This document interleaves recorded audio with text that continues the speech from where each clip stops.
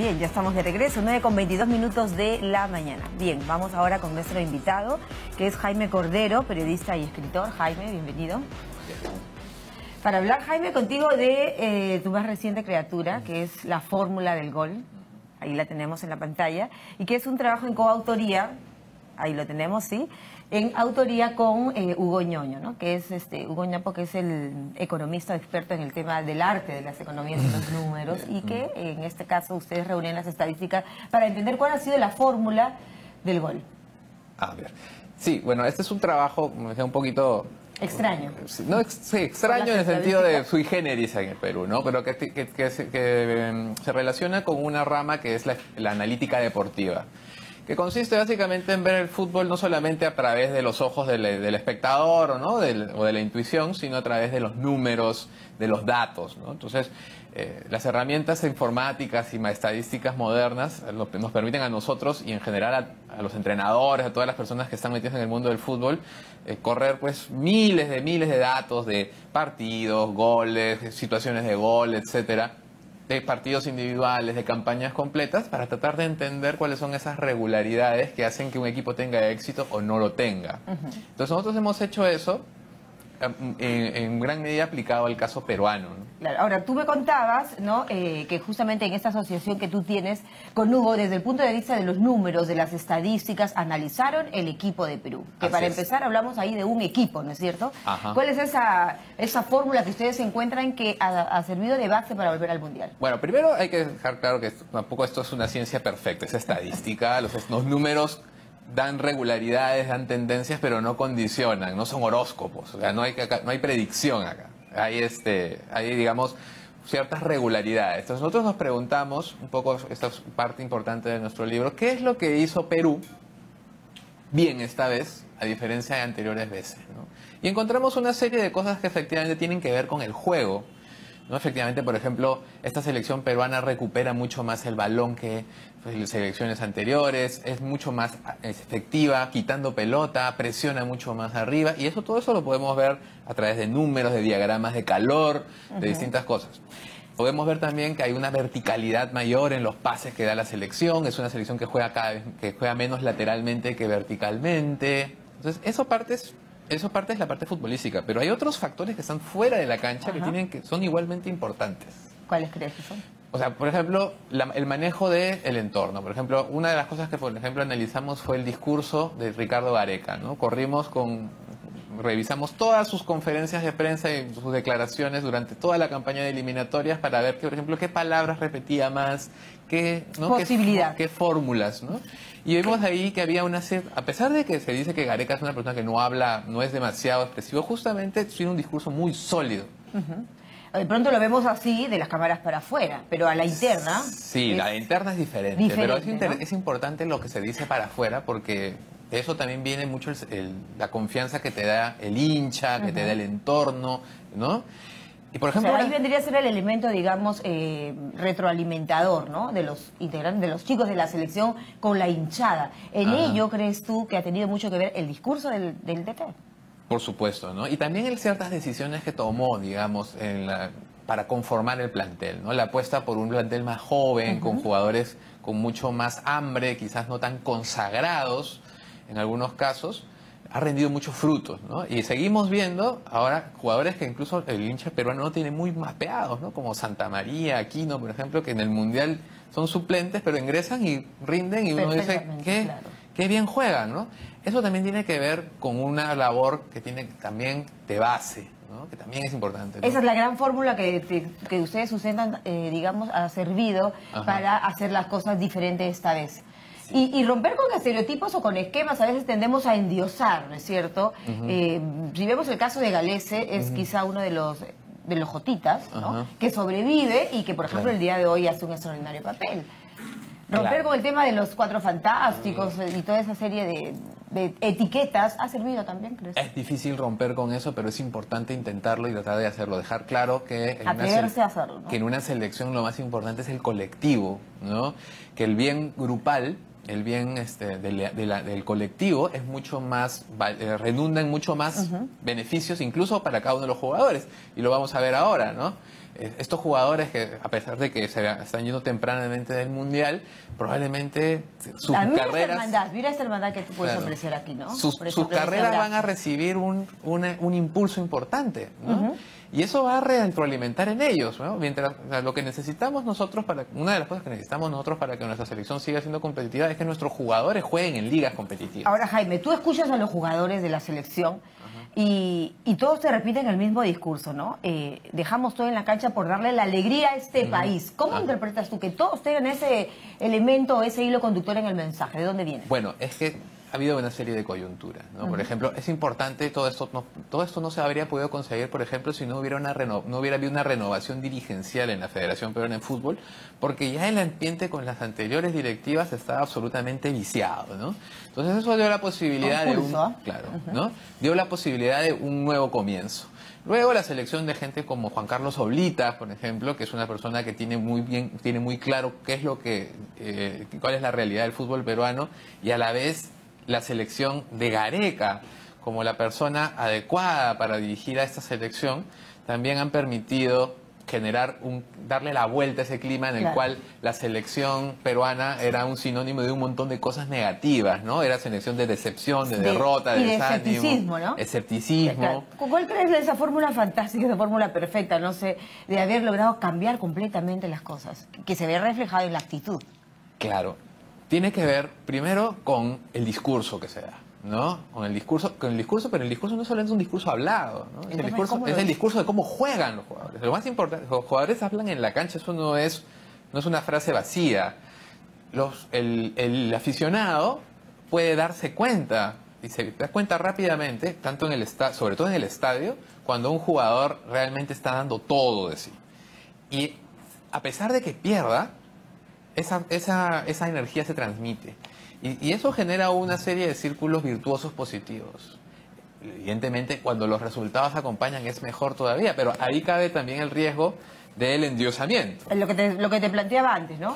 Endiosaron a Messi, a Maradona en Argentina. Yo sé que eso no es algo que sucede solo en el Perú, pero estamos endiosando ciertamente a Gareca. Ahora endiosamos a Gareca. En este momento, ¿no? Y eso debe quedarse. Le ha dicho, depende incluso mucho de la figura como de Oblitas, en fin. ¿Cómo ves este fenómeno, Gareca, en este momento en el fútbol peruano? Yo pienso que Gareca se debería quedar. A mí me gustaría, como aficionado, como hincha de la selección peruana, me parece que Gareca ha hecho un gran trabajo y cuando tú tienes una persona que hace un gran trabajo, tú quieres que esa persona se quede contigo. Ahora, él estudió muy bien el fenómeno del fútbol en el Perú, a la población, el chip de los jugadores. ¿Qué fue lo que logró que hiciera que logre el resultado que tenemos hoy? A eso voy. Imaginémonos que Gareca se tiene que ir, o decide irse porque recibe una mejor oferta o porque simplemente ya no quiere seguir trabajando aquí. ¿Qué es lo que deberíamos pensar? Primero, si este es un proceso, sería una muy mala señal que solamente dependiera de una persona, ¿no? Pero de hecho es un proceso, ¿no? Si es un proceso, no puede depender de un caudillo. Entonces, ahora, si tuviéramos que buscar reemplazante a Gareca, ¿qué estaríamos buscando? Tendríamos que buscar un entrenador que tenga más o menos las mismas características de Gareca, pero no las futbolísticas, no conocimiento de fútbol, sino manejo del entorno. Correcto. Gareca, por ejemplo, es una persona que no busca conflicto, que no pelea con la prensa, con el hincha, etcétera. No es grandilocuente en la victoria, no se atribuye el mérito cuando gana, tampoco es confrontacional ni negativo en la derrota, ¿no? Entonces, está siempre en una situación media, ¿no? En la cual habla lo justo, dice las palabras adecuadas. Pero termina siendo eficiente. Sí.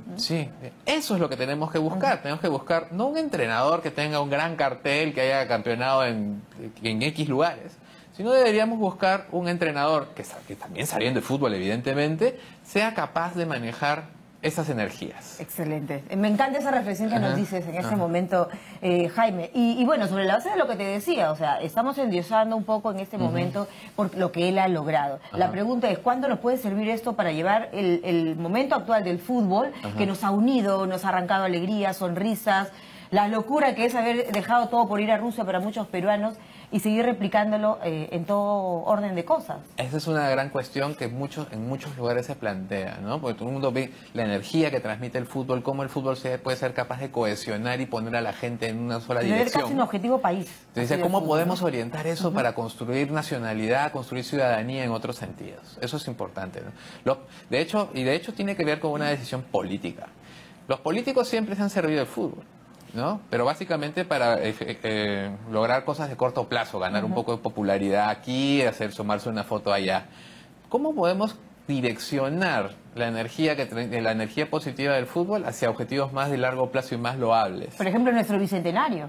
Por ejemplo. Estamos de aquí a la vuelta de la esquina, cumplimos 200 años de vida republicana. ¿Qué hacer frente a ello, tomando como base el ejemplo del fútbol? Bueno, si tenemos una selección que es reconocida como una selección luchadora, una selección que ha obtenido buenos resultados, pero a partir no de la suerte ni de los chispazos de la individualidad de una estrella, sino de un trabajo colectivo de equipo, entonces deberíamos poder tratar de buscar una manera de transmitir eso, de transmitirle a la gente que las cosas colectivas, que la unión en un grupo que además es un popurrí de nuestra nacionalidad, o sea, ahí hay todas las razas, todas las tendencias, todas las clases sociales. Identificar ese objetivo para luego compartirlo. Sí. Sí, yo creo que tampoco podemos depositar en los futbolistas la responsabilidad de mejorar nuestra sociedad, porque no es su trabajo. Al contrario, tendría que ser un insumo, ¿crees tú? Pero sí podríamos, así como los futbolistas pueden servir como vehículos para vender todo tipo de productos,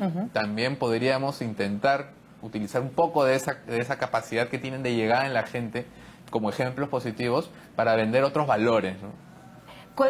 Cuando tú hablas en el libro, por ejemplo, de lo determinante que es hacer el primer gol, gol que nos fue esquivo tanto con Dinamarca como con Francia, ¿a qué te refieres? Bueno, es una realidad estadística, ¿no? Y que tiene que ver esto ya tiene que ver más con el juego mismo, ¿no? Digamos, es importante anotar el primer gol, porque en el 90% de los casos que nosotros hemos corrido una base de datos de 18.000 partidos, no es una cosa pequeña. Hemos trabajado un cuarto de siglo de partidos de fútbol de selecciones.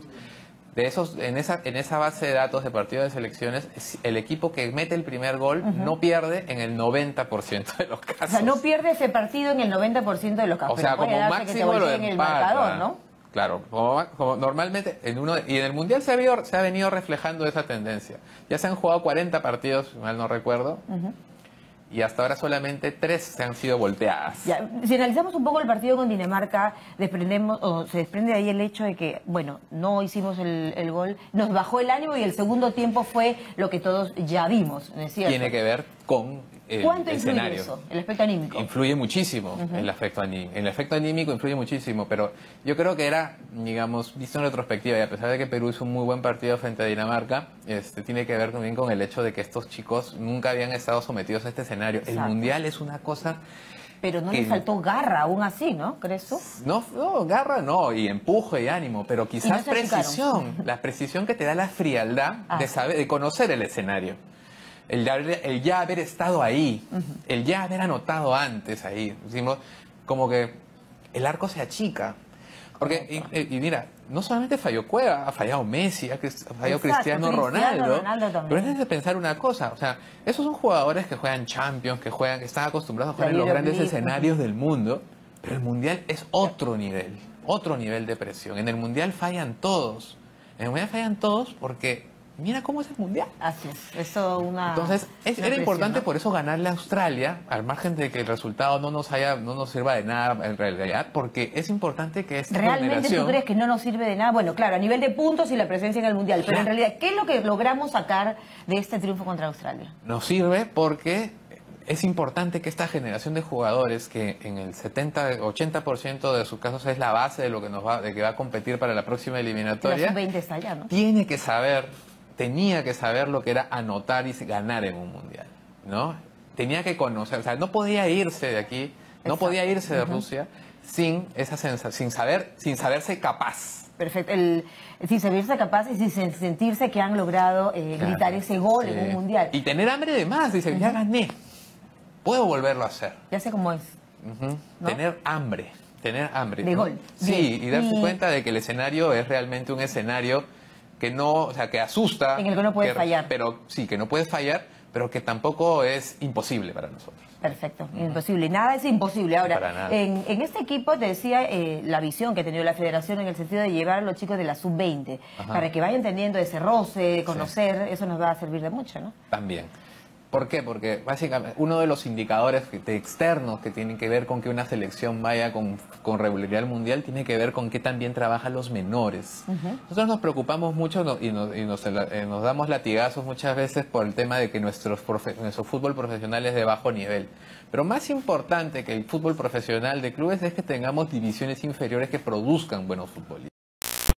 Y ya tenerlos con ese chip de que si estamos en un mundial, sí, claro, ha sido por el trabajo que se ha desarrollado, ¿no? Y que convivan con sus mayores y vean, y que sepan que ellos pueden ser, en el próximo mundial, ellos pueden ser los que van a jugar. Y ya vieron la experiencia de cerca. Claro. Eso fue algo interesante, ¿no? Efectivamente, cuando tú has visto la hinchada que hemos visto en Rusia, no solo en Rusia, acá también, todo un país alentando desde la lejanía del Perú hasta Rusia, pero la gente allá. El Perú ha quedado y ha sido resaltado por todos los medios internacionales, especialmente la BBC. ¿Qué te ha hecho sentir? ¿Cómo te has sentido de ver? Orgulloso, ¿no? Orgulloso de que nuestro país tiene vitrina, que nuestro país se está dando a conocer, eso está bien. La Copa del Mundo ha ido para la hinchada ya, ¿no? Sí, sí. A ver, bueno, y claramente tiene que ver con esa ansiedad que también el hincha tenía de no estar nunca en ese escenario que le parecía que también le pertenece, ¿no? La fórmula secreta para seguir en este camino positivo, en esa línea ascendente que estamos viendo todos. Mira, el día de hoy. no es tan secreta, nos gustaría que sea más pública, pero digamos, por un lado hay que seguir apostando por una formalización de nuestro fútbol. ¿Política de Estado también, quizás? Claro, porque no solamente se trata de apostar por tener buenos futbolistas, importa tener una buena nutrición, políticas de nutrición para que los chicos desde muy pequeños estén nutridos y puedan alcanzar su verdadero biotipo. Importa Solamente tener una política reflexión educativa. chiquita, Jaime, sobre el talento en el peruano, el talento. El talento. Talento nos sobra, pero el talento no alcanza para triunfar ahora en el fútbol competitivo. Al talento hay que añadirle trabajo. Y eso no solamente es parte de uno solo, parte también de una estructura, ¿no? Perfecto. Hay que acompañar a Muchas los reflexiones jugadores. lindas e interesantes se encuentran en este libro que tenemos ahora y que es La fórmula del gol, con un análisis estadístico, ¿no? Números, cifras, pero sobre todo el análisis de Jaime Cordero sobre este momento de nuestro país, de nuestra selección en el Mundial de Rusia 2018, ¿no? Bien, gracias por estar con nosotros, Jaime. No, muchas gracias a ti. Felicitaciones a ti y a Hugo por esta publicación.